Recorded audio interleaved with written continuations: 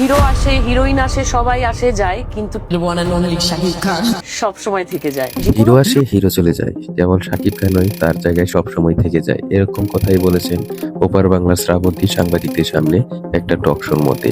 আসলে তিনি ঠিকই বলেছেন, কারণ শাকিব খানের সাথে তিনি প্রথম কলকাতায় একটি মুভি প্রথম করেছেন শাকিব খানের সাথে, এবং অবশ্যই সে এখন আলোচনার কেন্দ্রবিন্দুতে আছে শাকিব খান, কারণ সে এখন বর্তমানে যে ধরনের ব্যবসা সফল মুভি দিচ্ছে এবং রিস্ক নিয়ে করতেছে তা আসলে অনবদ্য বলা যায়।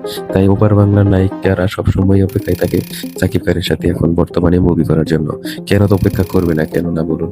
তার যে প্রতাপ প্রতিপত্তি, এখন ইন্টারন্যাশনাল একজন অ্যাক্টর হয়ে গেছেন। তার বাংলাদেশে হয়তো অনেকেই তাকে মূল্য দিতে চায় না, কিন্তু তার সেই অভিনয় এবং তার সেই অভিব্যক্তি তা প্রকাশ পায় বিশ্ব মিডিয়ায়। সেইভাবেই শ্রাবন্তী তাকে তার সুনাম বইয়ে দিয়েছেন একটি টক শোর মধ্যে।